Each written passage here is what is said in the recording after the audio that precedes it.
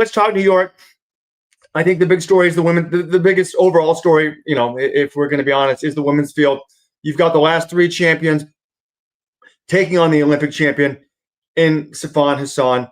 It sounds like you guys have sort of uncovered there may be some team tactics. Some of these women may want to push the pace. I mean, the course record in New York, I think, is 2:22 from like 2002 or something like that. Could the course record go? How windy is it going to be? What are we expecting? Yeah, I was talking to Stephen Haas yesterday, who's the coach of Sharon Lokedi, the 2022 champion, who won Boston in a course record earlier this year. He seemed quite confident that that course record, which somehow has stood since 2003, will finally go.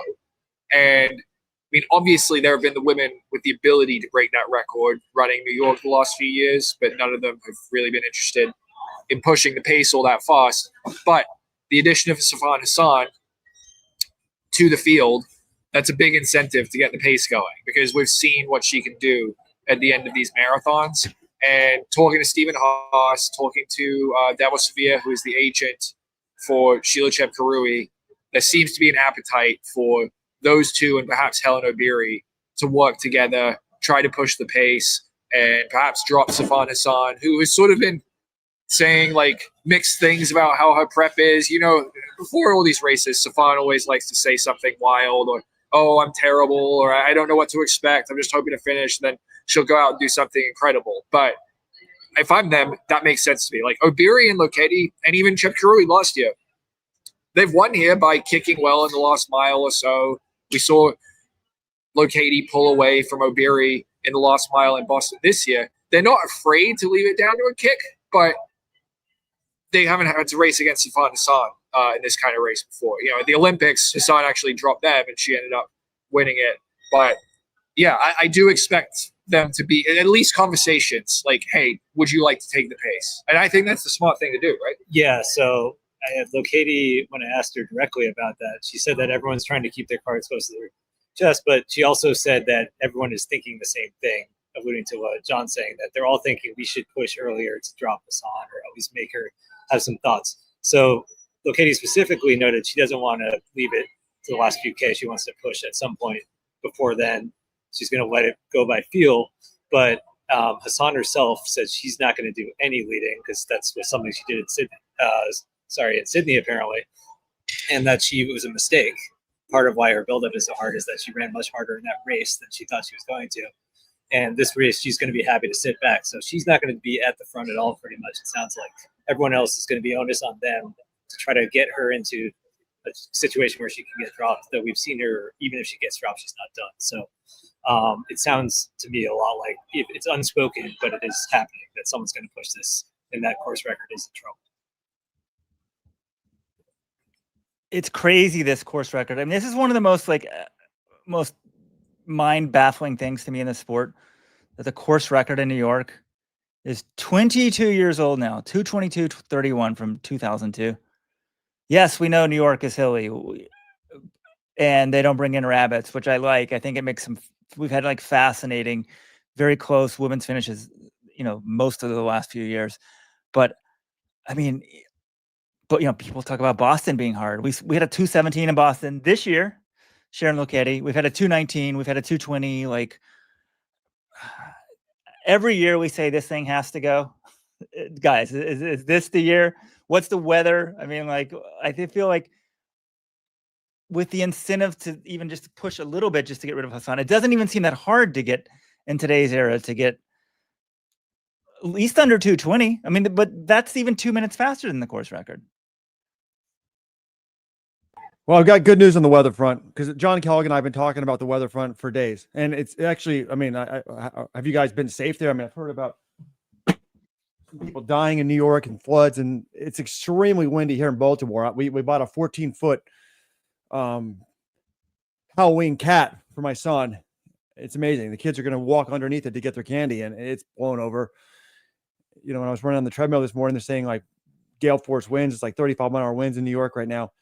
But you're not going to have better marathoning weather than what you've got on Sunday. It's like 43 at this, like mid 40s basically for most of the race, like mid 40s to low 50s, and then like no wind. Like honestly, like I showed it to John Kellogg yesterday, the day before. He's like, you don't get better weather than that. Like, that's just perfect weather. So I would be stunned if this women's course record isn't obliterated. Yeah.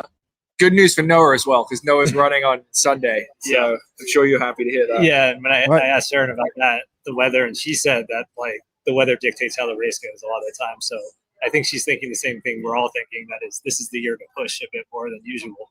So it's going to be pretty perfect if you're not going to have to worry about burning yourself because of headwinds. And I did get an answer from Stan Grodewald, who's the head of Elite Athletes, New York Roadrunners. He said Obiri's flight was canceled yesterday. She only landed in New York a few minutes ago, so can understand why she wasn't at the press conference. Bekele and Hicks were not included for space reasons, is what there's the explanation there. One of the greatest distance runners of all time. Well, he hasn't said this is his final professional marathon. I think he'll keep the checks going if he can, because he doesn't For get paid. space Like reasons? Kipchoge does. Space reasons? Like, oh my How god! crowded was it, guys? I mean, they did use all of the tables they set out, but I think it's possible they could have added another table or two if they wanted to. So actually, let's get to that. Kipchoge, greatest marathoner of all time.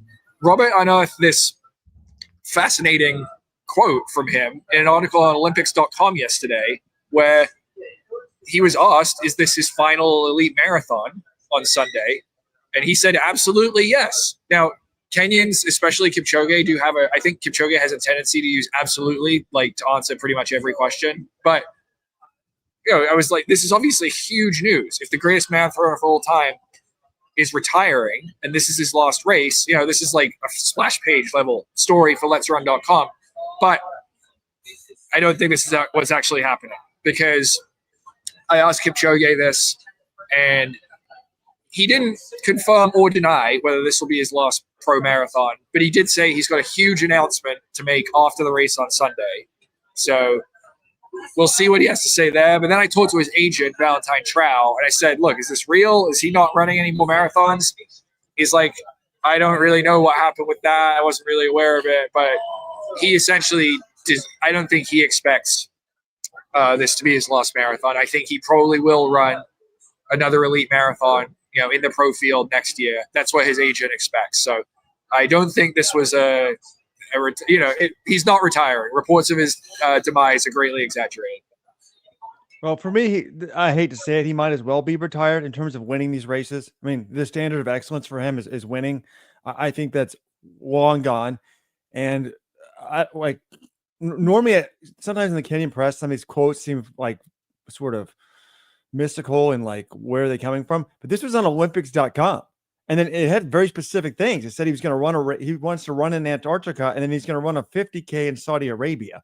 I can't imagine, like, is that the big news? The 50K in Saudi Arabia? Like, he's going to go for the world record there. I can only imagine that he's viewing that as the big news, because like there's no major that he could run where it would be big news. So maybe going for like, they're going to sell this to the media as like, oh, we're going for ultra marathon record. Whereas in reality, a 50K is not really that far. It's basically a marathon.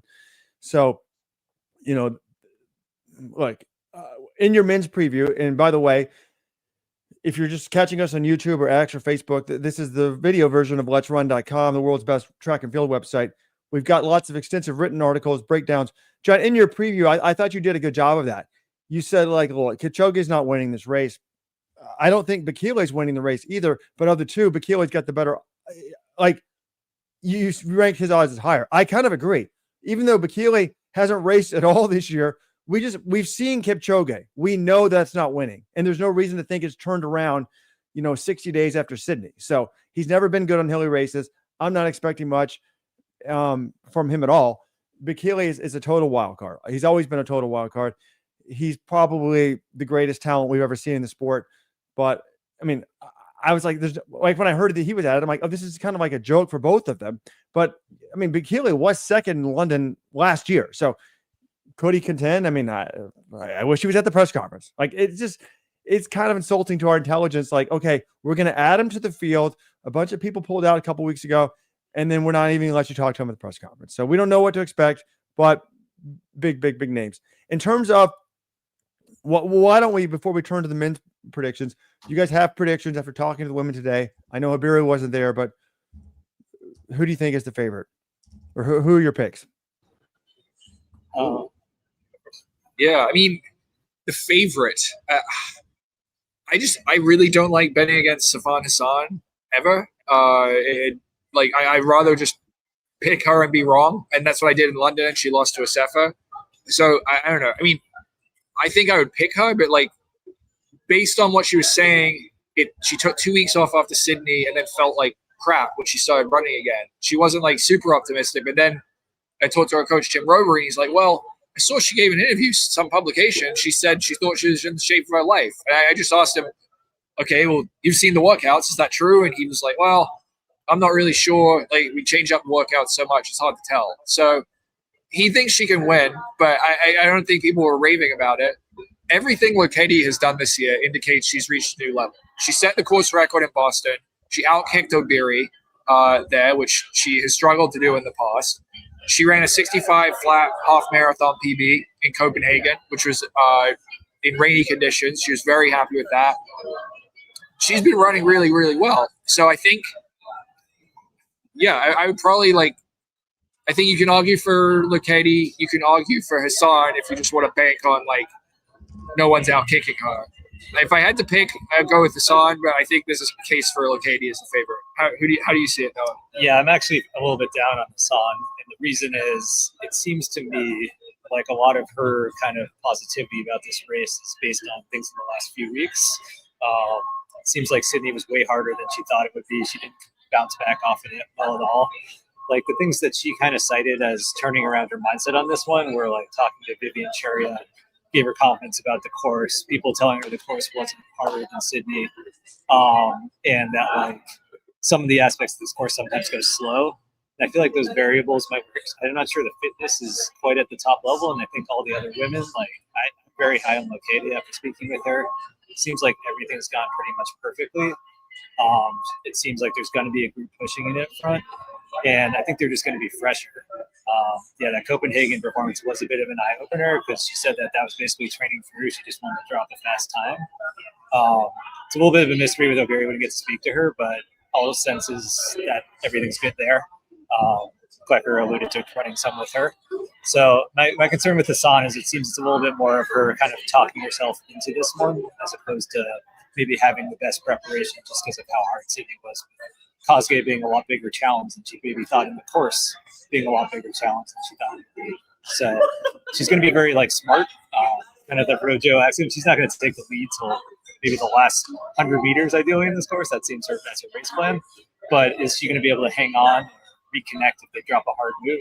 I'm a little skeptical just based on what I'm hearing from her and John talking to Tim about it. So.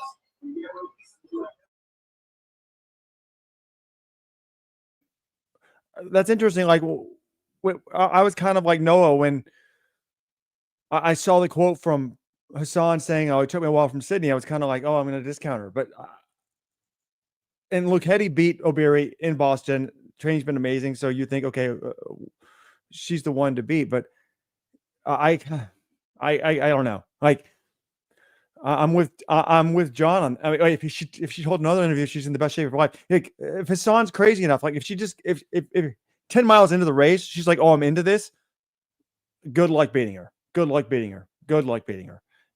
So that's going to be fun. All right. In terms of the Americans, I was excited about that because, we've got basically all of the top American women's talent in here, or a lot of it. We got Fiona O'Keefe and Emily Sisson running the first marathon since the Olympics. And both said they've had great buildups, and I just loved what Alistair and Amy Craig have done with O'Keefe. They took her over to Europe and just basically told her to run way too fast for half marathon because they wanted her to feel the pain and just try to hang on. We said, just close your eyes and swing. Our reasoning is Amy and I thought she got away with murder in Orlando. She never really felt the beast of the marathon. We know those ladies in Copenhagen were going to go pretty hard and probably too hard for her, but we wanted her to deal with that and a lot of back end 4, 5, 6 miles of hell.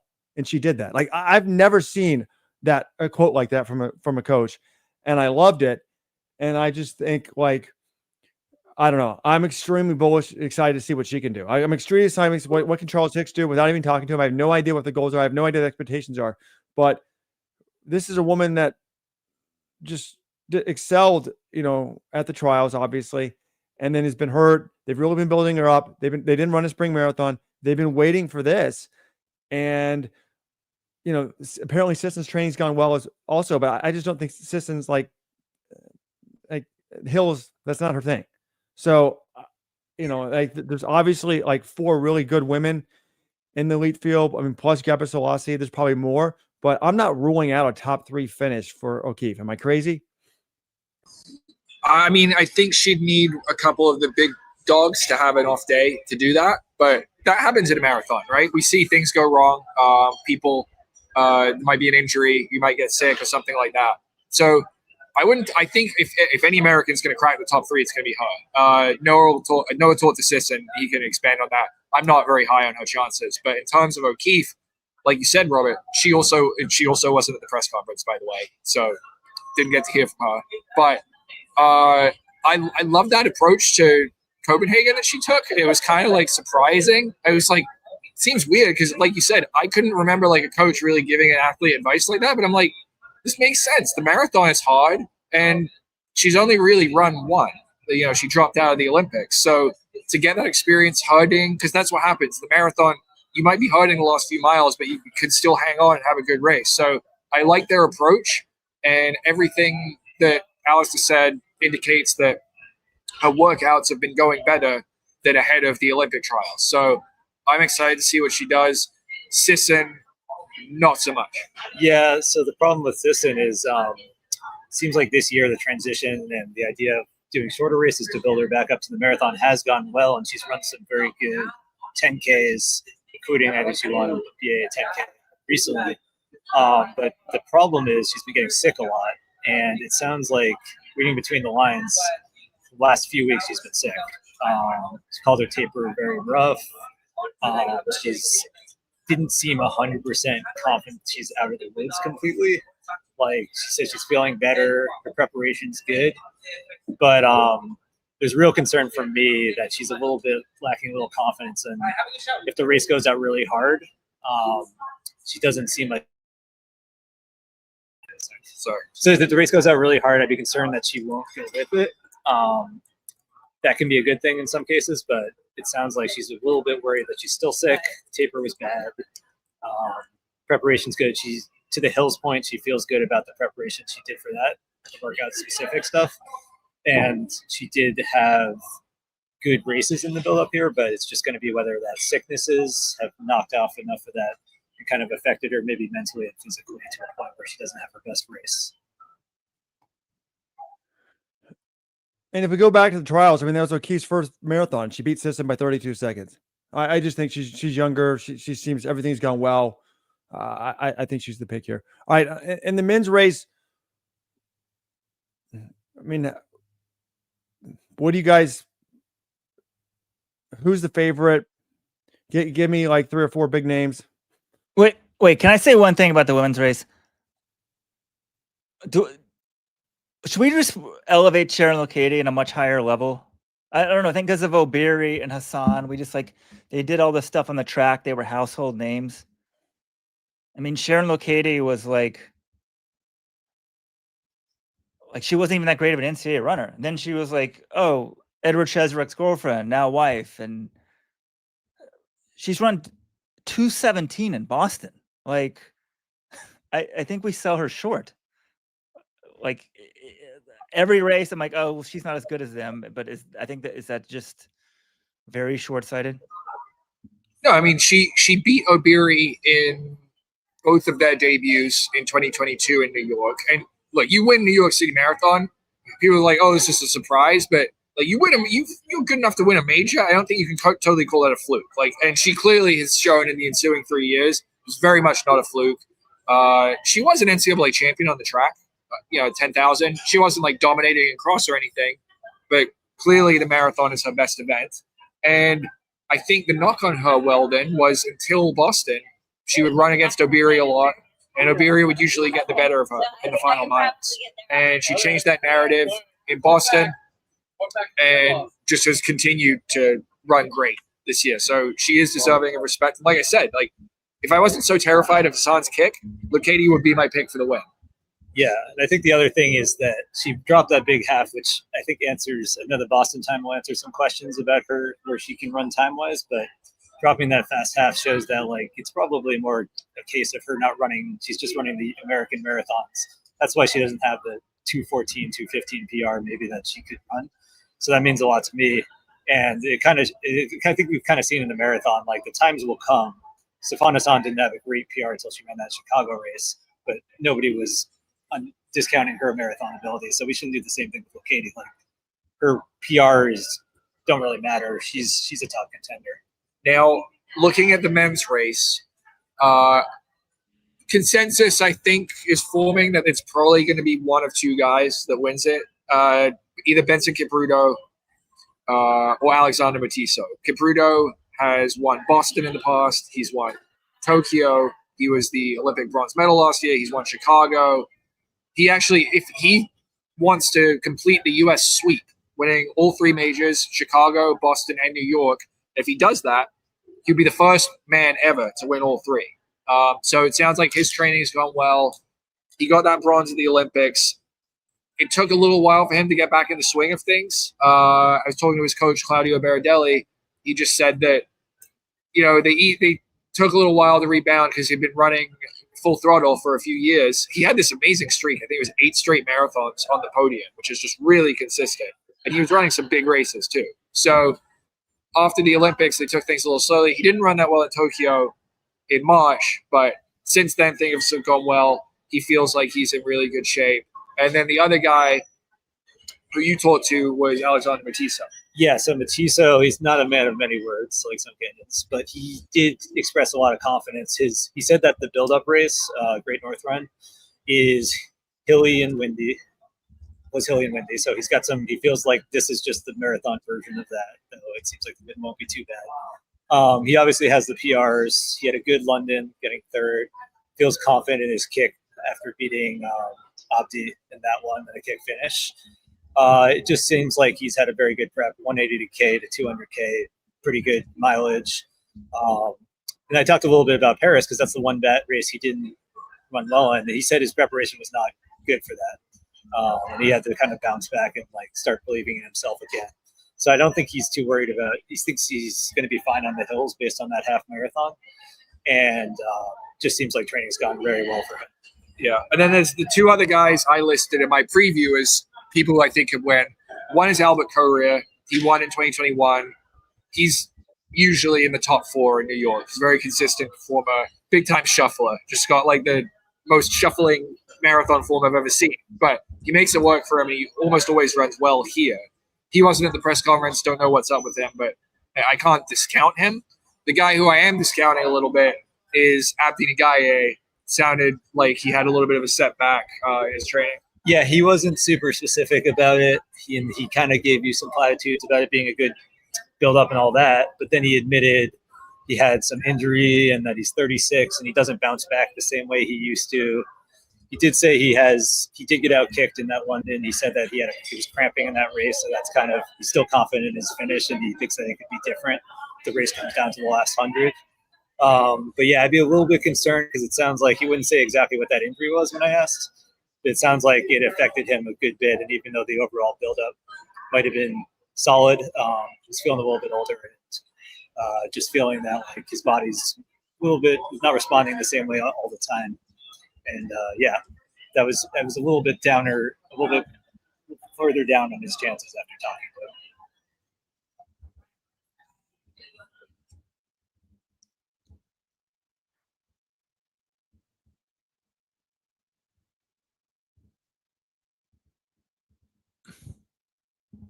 Muted myself there. Sorry. I was going to make my predictions, but let's talk U.S. men before we get to the predictions. A lot of 2 big debuts here. Well, 3 big debuts, I guess. But B.S. and Boss is a 206 marathoner.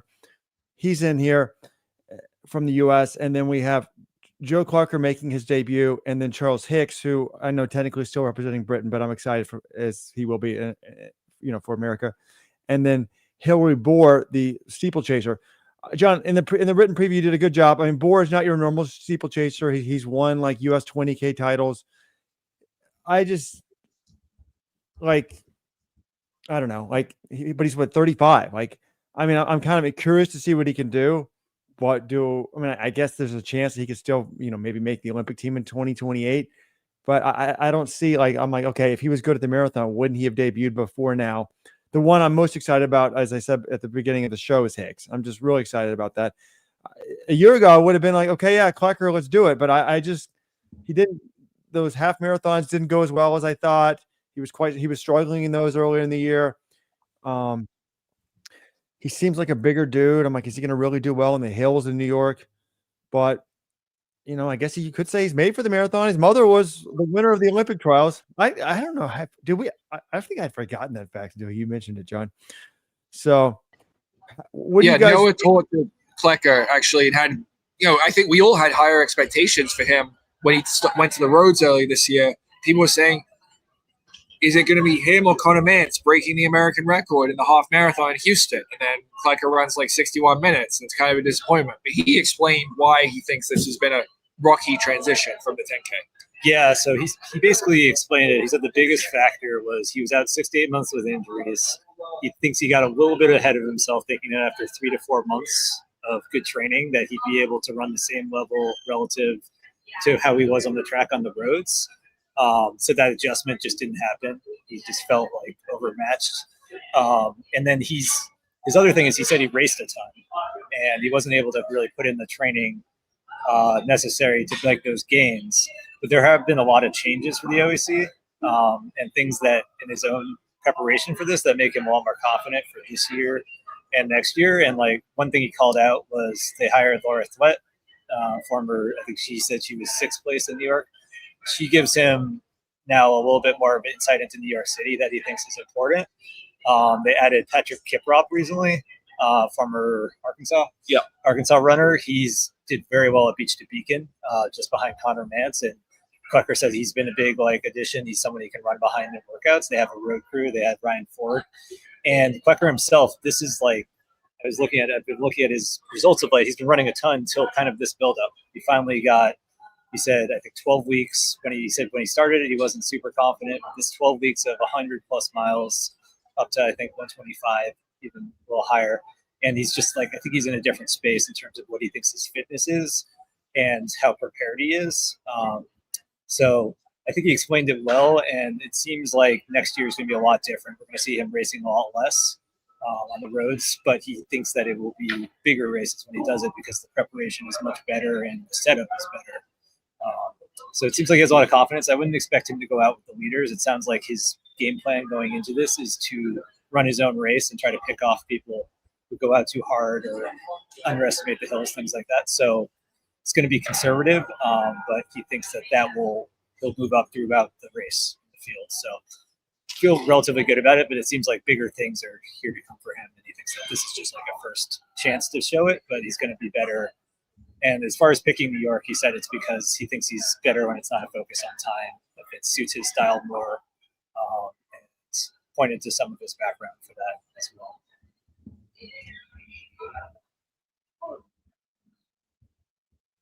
That's some good insight. That's why we have boots on the ground. Spend the money to send you guys there because that it's not fair. We just he had a couple bad half marathons. Like everyone's like, oh, he's done with the roads. His career's over. Might as well quit. And that's pretty interesting. All right. I don't want this bonus podcast to go on forever. Let's make I want you guys to make your predictions. Top winner and top American in each race. I guess since even though I'm not there, I can do it as well. I'm going to go with, I got to go with Sharon Lokedi. Like Weldon's right. We've been discounting her too much. Hassan, it's hard to think about breaking Hassan, but I could see Hassan going crazy. And I can also see Hassan just stepping off from this thing. So I'm going to go with Lokedi. She's 217 in Boston. The course record's going down and O'Keefe. And in terms of the podium, I don't think O'Keefe's going to the podium, but I really want to see it happen. I'd love to see third. And I think it's more likely to happen if these women do. Well, it'll be interesting to see what O'Keefe does, though, because she talked about going to the hurt box and going with these women.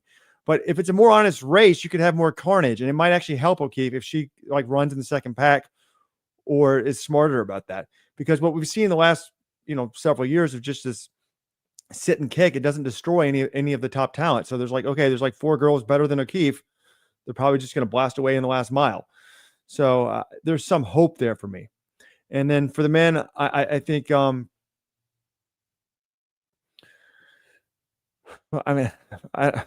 was going to say Hicks, but I don't have any top American for Hicks. I don't even know. I can't talk about Hicks till we talk to him. So no men's prediction for me.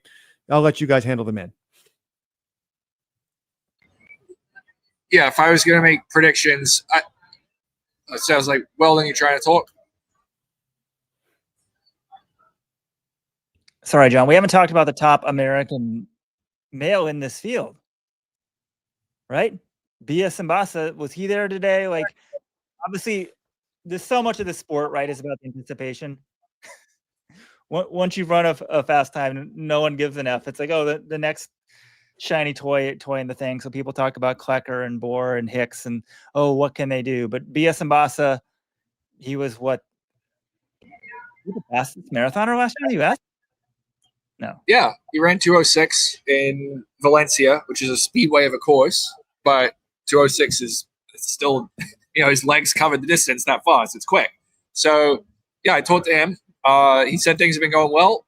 Didn't want to rush back and do a spring marathon. Valencia is a later full race. It's first weekend in December. So he just decided to run a bunch of shorter distance races. They've all been going pretty well. His times are faster than last year. He said he's bumped his mileage. He was doing, I think he did 1 week of 120 in his build up for Valencia. This one, he's hit a few weeks of 130. So he was confident, and he's actually going to be my pick for the top American, because I just look, I'm like, all right, he's run 2:06. It does worry me a little bit that his other 2 marathons, he ran the Olympic trials, was like 12th or something like that. And he ran 2:10 in Prague. And I do wonder, like, is he going to be suited to this course? And I'm never totally sure about that. But based on his 2:06 last year and what he's been doing this year, I think I'd pick him. I told to Hillary Bohr as well, though. And, Hillary Bohr was only 16 seconds behind Conor Mantz at the US 20K champs in September. Conor Mantz just ran 2:04. So Bohr said, yeah, I didn't even taper for that. I did a 20-mile long run the week before. Like, I was pretty pleased with that given the results. So the question is, can he transition that all the way up to the marathon? But yeah, if I was going to make men's predictions, I'll take Benson Kipruto and I'll take Bia Simbasa for top American. Yeah, I think I'm actually going to go Hillary Bohr. I think John got to speak with him today, but I also saw they posted a workout of him, and it sounds like he's ultra prepared for this. He was going to plan to do a marathon in the spring of this year. I can't remember, some sort of complication right before it. And then he got a whole another build up this year. And he's ran that 59:55 half marathon at Boise half. It's not a fast course. So I think he's in really good shape. And I think his transition, he's a good roads guy already. So I have a good deal of confidence that he's going to be able to keep a 2:08, 2:09 rhythm at very least. And that might be good enough to be top American, maybe even 2:07. Yeah. I talked to him. He said he was kind of building up for Boston in the spring, but they got to February and he's just like, I haven't made enough progress. I'm not ready for it. So they backed off, but they got some of the benefits of the training. But yeah, so this is kind of his second marathon build, but first marathon.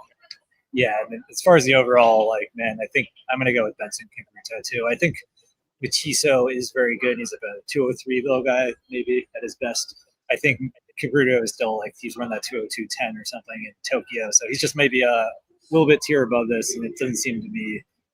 I think he's going to take care of business in the last 5K. Good day to run fast. Good day to not have to worry about as many elements as usual in New York. So I like his chances. Yeah, this weather, if it's perfect, it's going to make it interesting.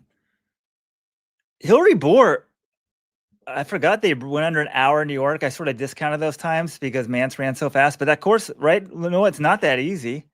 So maybe they had, the wind helping them a bit. But I think he was 40 seconds behind Mance in there. We've seen Mance break the flat out, half record, full record. And Bohr's his 20K time was the second fastest ever. So I'm very intrigued by that. Charles Hicks, any NCAA cross country champion, I think suits the New York City course very well. So I probably expect, 206 sounds good, but like these days, is it really that phenomenal? Like BS Ambassa, there's question marks. Like, a hilly course. I think he's probably ready, but I want to see Boer do well, I guess. So I'm gonna go with Boer for the picks. And Kipruto, he's just such a safer bet, right? Like it's like back in the day, if Kipchoge, if he was in the race, that was it. You didn't even debate it. But he never did a hilly race. He never did a hilly one. But the ceiling's higher for Kipruto than a lot of these guys, and he's very consistent. Like, sure, someone else could beat him, but like, there's just a lot of question marks. And I hope, I don't know, New York's better on TV when they don't go blazing fast. And I want a pack until they come over into Manhattan.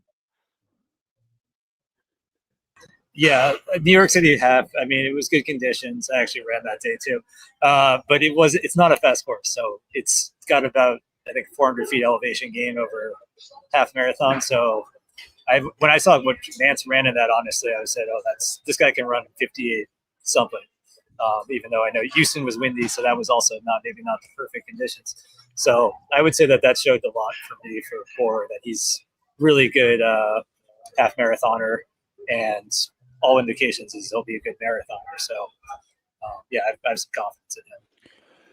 I'm going to make my predictions. I said I wasn't, but you guys have talked me into it. Kipruto, and I went Boer. Ambassa is probably safer, but I think it's cool how Boer's taken to the roads. Has anyone gotten the exclusive with Thoughts Leader himself? How's the training going, John? Do you have a 20-minute feature up on YouTube yet? Like, do we have what'd you run in your prep races? What is your PR? What is your goal? Well, training is a little bit, it's less than I'd like. I went on like a honeymoon, and I was actually in Jakob country, Norway, during the World Championships. I think I jinxed the entire country because they didn't do so well. So I didn't get the greatest 3 weeks. My PR is from Bay State Marathon, not in super shoes. I ran 2:56. I would say I'm going to try to run low threes. We'll see what happens. Go out conservatively.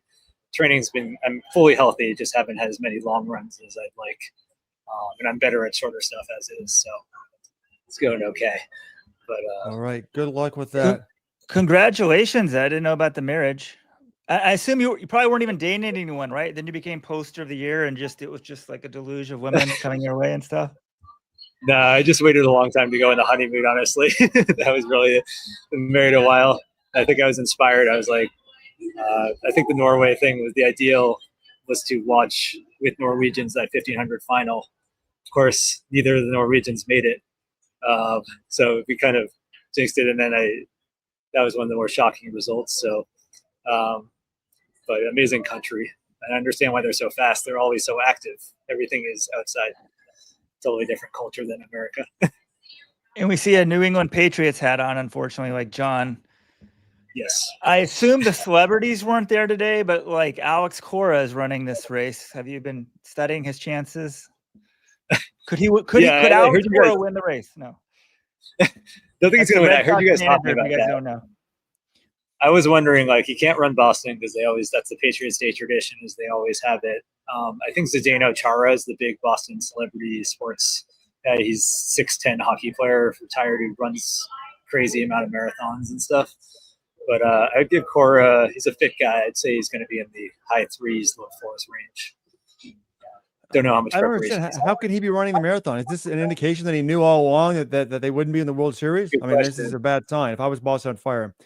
Anyways, all right, let's turn in-state cross country. As a former college cross country coach, big weekend for me. Some interesting results. You can see them on the message board, but the big story was supposed to be the Big 12 men's meet. You had 4 of the top 8 ranked teams in the country. Number 1, Iowa State. Number 2, Oklahoma State. Number 5, Colorado. And number 8, BYU. And Iowa State just did a beatdown. I mean, they put in – they took 5 of the top 7 places. Oklahoma State, Robert. Oklahoma State is the team that dominated. Excuse me, Oklahoma State. They put 5 of the top 7, scored 20 points. If you actually look at the splits halfway, it was pretty close. I mean, Iowa State didn't run well. I think they had like 5 in the top 13 or something like that. So it was interesting. It was close to 5K and then just a beat down. So amazing run there for the Cowboys. And then so, it's going to be a really depressing weekend for some of these haters. Like, we've got some high profile coaches, and there's nothing I've always said is moderating the message board is tough, but moderating the coaching threads is the worst, because there's hundreds of people that think, oh, if only I had the talent, I could be a good coach. And they just tear down other coaches. And when Jerry Schumacher went to Oregon, people said he sucks. The team's not any good. When Vin Lannon went to UVA, people said, oh, he sucks and his team's not very good. And I was like, these guys, they know how to coach and they know how to recruit and they have resources. They're going to be good. So those devastators went home, because UVA won the men's cross country at ACC's narrowly. And then Oregon won the Pac-12 meet. The Big Ten meet. What I couldn't believe about Oregon, and I did the research on this because they said on TV, like, this is Oregon's first conference win, first ever Big Ten win, and first conference win in 10 years. No, they had not won a conference cross country race since 2008. So that is wild to me. So Phil Knight is probably happy. That's what I was saying. If you work at Nike, just go ask right now. Just go ask Phil ask your boss for a raise, and it'll probably be approved. Like, everything's greenlit at Nike today, because Phil fired Ben Thomas, who Coach Cole Hawker 2 gold medals so that he could win cross country, and he's won it today. So that was interesting. But in terms of the women's stuff for the team title, John, I don't know if you guys, you're probably at the press conference. I don't know if you've seen this yet. I mean, NC State, they go to ACCs. They're number 1 in the country. There's 6 ranked teams, and they totally dominated. They put 5 in the top 10, 6 in the top 12. They scored 28 points. So you're like, oh, wow, man. You know, they didn't win last year. They won like 7 or 8 in a row. They lost last year. They're back on top. They're going to be tough to beat. And then I keep saying Pac-12 because I think of Oregon. At the Big Ten women's meet, the Oregon women scored 18 points. There's 6 ranked teams in that thing, and they took 5 of the top 7. So some interesting results so far. Yeah, for sure. Robert, you talked about Oregon winning their first conference title since 2008. This was also Virginia's first conference title since 2008. It's the first men's cross country title for Vin Lanana since he took over. So, you know, another big name coach coming in, and, you know, that's a tough competitive conference to win. There's a lot of good teams in there, a lot of big time coaches. So shout out to the second place team, John. Your alma mater for your master's degree, Syracuse. I think it was 61-65. Yeah, it's a close one. They're always there. I mean, Syracuse is always tough to beat. And then you got, I was looking at the results. Stanford was 7th in their conference meet. Stanford University. It's just why, I know it's a tough conference, but it's wild to me that this team that for so many years had it still has a lot of resources and a very prestigious academic school. When's the last time they were 7th in that conference? That just struck me as wild. Well, it's a mega conference for one. I mean, there's 17 men's teams, and I think there was. I mean, you're knocking on Stanford at 7th. I mean, look who's 6th. It's North Carolina. It's not like these are bad teams. No, that's what I'm saying. There's a lot of good teams and a lot of it's a competitive conference, no doubt. And then the women's races, like you said, Robert. I mean, this is kind of what we thought after Nutty Cone was.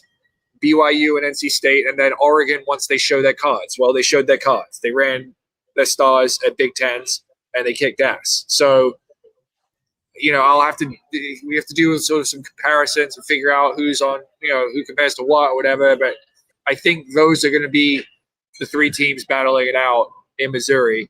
And, recency bias, I'm probably going to say Oregon, but you look at what BYU did at pre-nats. They scored really low there, and NC State scored low at Nutty Cone. So they're all really good teams. That's going to be a slugfest. And then, like you said, Oklahoma State. This was a huge run for them, but you look at these guys. Some of them, like Brian Masau, Dennis Kipchoge, Fuad Masaudi, they were all on the team in 2023 when they completely destroyed the NCAA. I think they scored 49 points. Those were 3 of their top 5 in this race. They've all finished in the top 12 at NCAA cross country. So this is still a loaded team. And I'm not totally blown away. I'm just like, we always knew, like last year, we thought this team was going to run away with the national title because they were returning essentially everyone from one of the best teams in the 21st century. And then they bombed NCAAs, and we kind of forget, like, oh yeah, wait, they're still really loaded. They just had a bad NCAA meet. So, I mean, going into NCAAs, I think we got regionals to go, but like if they run like they did today, they'll win NCAAs. But Iowa State's still really good, so they need to bring it in Missouri. Well, Iowa State has had all the suspensions this year. Did anyone look at the people who ran and that sort of stuff and evaluated? They were saying it was affected none of the top 7, or do we just think sort of behind? One, Oklahoma State just brought it. They're a very good team, John, as you said. They won this thing previously with a lot of these guys. Like, not really much separated these teams, and now you see them race, and they're like, okay, Oklahoma State's ahead. Any thoughts on the Iowa State situation? I mean, the top guys from the Missouri meet in September, Jeremy Sudbury, the head coach, said they were all going to run, and they all ran. So their top 5 was the same top 5, including Robin Berra, who was their top guy. He was their third place. He was third overall. He was their top finisher today. He was arrested last week, and I think it was some sort of traffic incident. We've requested details from Iowa State. I did ask Coach Sudbury about whether he'd be able to run. He said, look, we talked. He has been cleared by our athletic department. They've cleared him to compete. He did compete. He ran really well. Now, there are obviously some athletes who are suspended, but I don't think it had any impact. So right. I've been following this pretty closely. Like, no, none of the top guys were involved in what we think might be a doping scandal. I didn't have a problem with this guy. Like, he got an offender bender and he left the scene. I could see being a foreigner. Maybe you think you don't insure. You borrow a buddy's car, you get an accident, you leave. You shouldn't, but arrested sounds more dramatized than what it was. Look, it wasn't the doping problem or whatever. Those suspensions, I don't think impacted this all. Iowa State ran pretty well. They scored 43 points, and a team and a meet with 4 of the top 8 teams in the country. They scored 43, and it was 42-45. It was very close at halfway. I think 32. I forgot what 5K what the score was. They were only 3 points away, and then Oklahoma State's guys just pushed up, and then Iowa State's guys went back a little bit. So 43 points is a pretty low score. I mean, you had number 5 Colorado score 87, and then you had number 8 BYU score 102. So I just think that, like, this doesn't mean it's over to me. I was like looking it up to see, like, okay, what is the gap between like the 5th guy at Iowa State and the 5th guy at Oklahoma State? And it was like, I think it was around 15 seconds. So, in a big meet, NCAAs and conference are not the exact same thing. Like, you get in there and you're trying to, you're in the 50s and you need to push up to the 20s. Okay. And you rock it and you do that. That's fine. But you can also be in the 50s and struggle and fade back to the 80s or 100s. And it's not that big of a gap. Right. And Robert, the one thing I would say is I talked to Jeremy Sudbury about, like, if you look at their track record at NCAAs, Iowa State almost always overperforms their ranking. They do very well. And one of the reasons is, like, every team says this, but I really think Iowa State, like, really preaches it, is we train for 10,000 meters. We're always going to get better at the end of the season. Like, we're always prepping to run 10K. And, that is really our focus. They focus really hard on peaking at that meet, and they do a really good job of it. So, and then there's also, tumultuous week in the program, right? A lot of outside attention, a lot of speculation. I can't think that helped their performance in the race today. So, yeah, I don't think they're out of it going into NCAAs, but Oklahoma State certainly sent a message today reminding everyone, hey, remember us? Yeah, I think the other thing to note for Oklahoma State is I think, like, last year we were kind of looking at the year before a little bit to kind of projecting how these guys would do, but I think they pulled, John can correct me, but I think they pulled, like, Andisu Badia's red shirt last year. I don't think he was going to run cross country. They kind of put him in as a Hail Mary because they were worried about their 5th guy. This year he finishes 2nd in Big 12's really strong performance. We know Musau and Kipchoge, even last year when their team disappointed, they ran really well, and they probably should be top 10 guys that Musau might win. And I think they just have a little bit more margin this year with how good their guys are running. Like Masaudi, I think, was struggling a little bit last year going into the Nationals. He finished 6th today. That's good. Choppy's been there forever. He finished 7th. So now they don't have to rely on Levin Kipchoge, who's kind of been a shaky 5th guy for them in the past. So they have a little bit more margin for error, I think, and it looks like they're running better than they were last year. So, all right. All right. Outside of the team race, yes, Robert. You talked about the teams that train for 10K. What about the teams that train for 8K? My beloved alma mater, Princeton University, folks. We won our 5th straight. We're a conference team. We'll lose to Harvard at nationals, but never at conference. 5 in a row for the Tigers.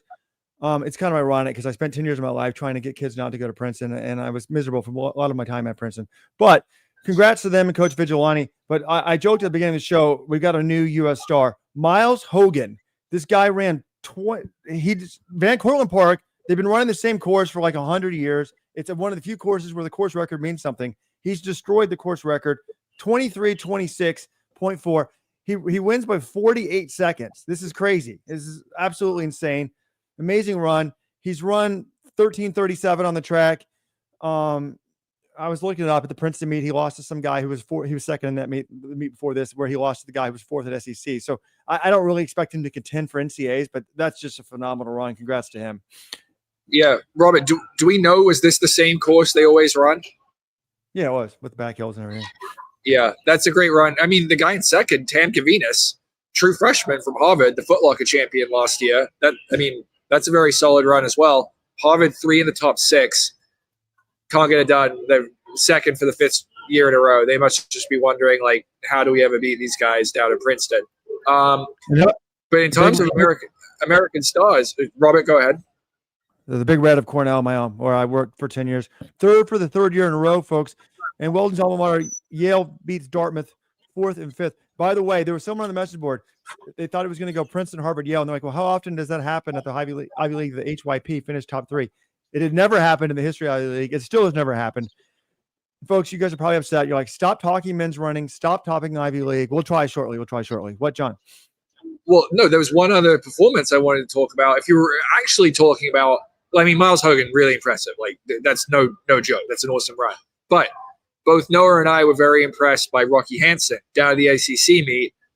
He runs 20. I mean, these times are just insane now these days. He ran 22:18 in Louisville, and he won the ACC meet by 21 seconds over Gary Martin, who I think Gary Martin was 12th at NCAA cross last year, and obviously is a fantastic miler. Like, he's a good runner. Rocky Hansen crushed him. And we're saying, like, could this guy contend at NCAAs? Obviously, there's some really good guys. Brian Massau's really good. Hampton Samuel's really good. But Rocky Hansen has shown when he's healthy and, he's not injured, not sick, he can produce some really special performances. He ran 13:07 over the summer on the track. And he just crushed a really good runner at ACC. So that got me excited. I think he's probably going to be the top American in NCAA cross. The question is, can he challenge Samuel, Massau, some of the top international guys? And your wife must be happy about this too. He's a Wake Forest alum. I will say I think you can get a lot of indications from Rocky is when he's racing and how hard he's racing. The fact that he opened up late, I think, was a sign of confidence that he was healthy and ready to roll, and they were just kind of waiting to open up and let him rip a race, which he did at Virginia. That's a little bit more of a low-key race than doing Missouri course or doing Wisconsin last week or a couple weeks ago. And then to run this destroy kind of Gary Martin. The rest of the ACC was pretty far behind Gary Martin as well. So that was just another sign. So I think he made his move at 4K and then just put on about 20 seconds. I would say he's going to probably be up in that front group, and it's going to be on Hampton Samuel to try to run away from him and Musau and some of the other guys. Like Florida has a new emerging freshman that was pretty good, Kelvin Chariot. But those probably are your 4 that look the strongest right now. Look, I've tried to hype him up. What I say, youngest American ever to break 13:10 in the 5,000. I mean, he's the real deal. But if we're talking about margins of victories and we want to go on the individual front, Jane Hennegren has done it again. I mean, this is her second college race, and she wins the Big 12 meet by almost basically 45 seconds, 44. 0.7 seconds. Incredible. 18:29.6 to 19:14.3. BYU scores 38. It's going to be a fun. It's certainly going to be a fun NCAAs. Like, I mean, NCAAs is always one of my favorite meets of the year. Just, and oh, you're biased because you're a coach. Yeah, that's true. But John and I were there last year with an agent. He'd never been before. He's like, this is the greatest meet I've ever been to. He loved it. It was so much fun. But you're going to have Doris Limgole. She won SECs by 15 seconds today. And then, there's just a lot of women. You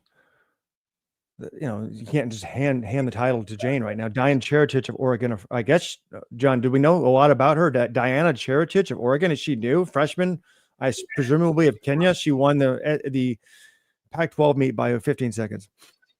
Yeah, I mean, she is obviously from Kenya. She ran on the track last year for them. I think Noah's just pulling up her results. Okay, she dropped out, I think, of the 10,000 at NCAA. She won the Big Ten 10,000 on the track. But yeah, she's a young Kenyan. Came over as a freshman. I don't think she's one of these runners in her mid to late 20s. Like, I think she's legitimately like fairly young for a Kenyan athlete. And she won the Big Tens. I think she's more of a distance star than some of their other athletes, like Shalon Ayaladas of Oregon. She's more of like a miler type. But yeah, I mean, certainly today's run shows she's going to be in the mix. And I mean, Hedingren just destroyed a woman who was third in NCAAs in the 10K last year, Joy Knockhart from West Virginia. She was the runner-up. She was 45 seconds back. So Hedingren, legitimate contender to win, but we know how good Lemgale is. And then actually, I'm not sure if Pamela Kosgei is the big Mountain West. Like, have they raced yet? What did she do? I'm not sure if she's raced yet.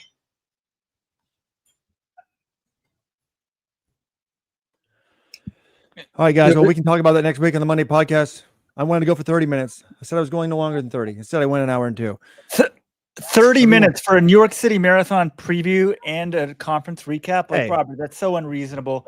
I got Halloween duties, gentlemen. Have a good night. I'll let you guys finish it up. Halloween at 2 p.m. All right. Wow. So for the record, Pamela Kosgei did win Mountain West by 22 seconds. So she looks to be doing okay. It's going to be a fun, like Robert said, there are always new storylines popping up at NCAAs every year. It's always one of the highlights of the season. I get to go to a lot of cool track meets. NCAA cross is always one of my highlights of the year. Yeah, I mean, NCAA. Sorry, Noah. I was just going to say, Cheritich does have a pretty strong background. She ran 15:01 in Japan last year and was fourth at the U20, or fifth in the U20 cross-country race in 2024 as well. So pretty high-level talent. How old does it say she is? I mean, she was under 20 last year. She can't be that I think old. she's 19, and she also went to high school in Japan, it looks like. So explains some of it. Yeah, That's unique. She went to high school in Japan and didn't get taken into the corporate decadence system or running in Japanese university. Maybe the deal was better. That did the Phil money. Yeah. Actually, yes, I do hear the NIL deal's not quite good for the Oregon students. So, yeah. Yeah, should we? I mean, it sounds like the Oregon women killed it. But yeah, they can buy a team if they want to, right? It's just such a different era. But Oregon did great. I can't believe the men's team hadn't won in so long.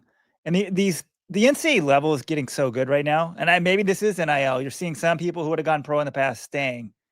Even Jane Hedingren. My gosh, this guy WZ in the comments. I don't know if he's joking or not. What she's going to do? She's going to race. As we saw, she destroyed everybody.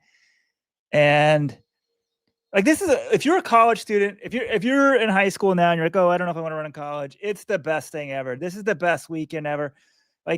What we say, Yale got 4th place. Honestly, it's a 2-team competition in that league. So the best they could have done is 3rd. It's a good run.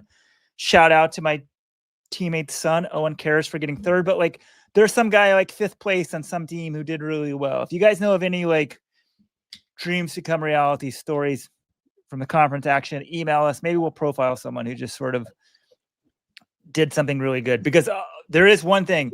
This website would not exist right now if I was good in college. I was so frustrated. I just kept with it. Honestly, if I had been like a decent, like if Yale had won this used to be the most important weekend of my life, essentially. If Yale won the Ivy League cross country, they've never won since like the World War. That's now World War II. Like all those guys are dead now. Like if you fought in World War II, you're like 100 now. It's getting up there. It's sort of crazy, but like, no, like you strive so much for success in running, and like these guys dedicate everything. Like the 5th guy, the 6th guy, you don't hear about them. Like, so let's hear some of those stories. Email me, podcast@letsrun.com. All right. Well, this was fun previewing the race. I'm excited for New York. I'm excited for NCAA cross country. We've got the 5K tomorrow morning at the finish line, which is not the U.S. Championships this year, but does feature some pretty interesting names. Wayne Kaladi, Parker Valby, Caitlin Toohey. Going to be grilling all of them to see if they're running the U.S. cross country championships in December. So Abdulhamid Noor will be there as well on the men's side. And yeah, hoping to get in touch with, maybe we can talk to Charles Hicks and see what his preparation's been like. I've tried to set up an interview with his agent, Ray Flynn. So yeah, thank you everyone for tuning in. And we'll be back on our regular scheduled show next week to discuss New York City Marathon and everything. Thank you, Noah, for joining us today and sharing your wisdom. And we'll see you guys next week. If you want this as a podcast, go to letsrun.com/subscribe. Money back guarantee. And you get a free book right now. You get Nick Thompson's or Sean Brosnan's book. If you want Sean Brosnan's, email me if you sign up. If you sign up for a year, $30 value, you get a free t-shirt. Best deal in running.